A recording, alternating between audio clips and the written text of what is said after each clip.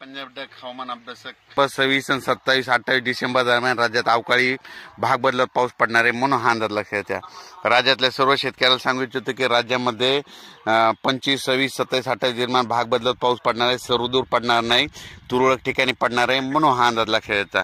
आणि राज्यात म्हणजे आता डिसेंबर पासून आणखीन थंडी कमी होणार आहे, आभाळ वाढत जाणार आहे म्हणून हा अंदाज लक्षात घ्यायचा। राज्यातल्या शेतकऱ्याला सांगू इच्छितो की राज्यामध्ये 22, 23, 24 ढगाळ वातावरण राहणार आहे। मात्र 25, 26, 27 बऱ्याच ठिकाणी पाऊस पडायला सुरुवात होईल म्हणून हे लक्षात द्यायचं। तर म्हणजे पाऊस म्हणजे भाग बदलत पडणार आहे, सर्वदूर पडणार नाही, त्याच्यामुळे काही काळजी करायची गरज नाही।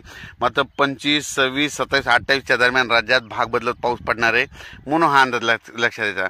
पण राज्यात मात्र आजपासून 1 डिसेंबरपासून मात्र राज्यात आज मात्र तीव्र थंडी कमी होणार आहे, मात्र ढगाळ वातावरण राहणार आहे। म्हणजे आजपासून राज्यातील थंडी कमी होणार आहे म्हणून हा अंदाज लक्षात येता।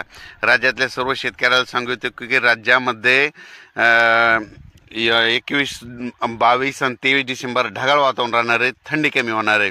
मात्र 25, 26, 27, 28 डिसेंबर दरम्यान राज्यात भाग बदलत पावसाची शक्यता आहे, सर्वदूर पडणार नाही, हे अंदाज लक्षात घ्यायचा।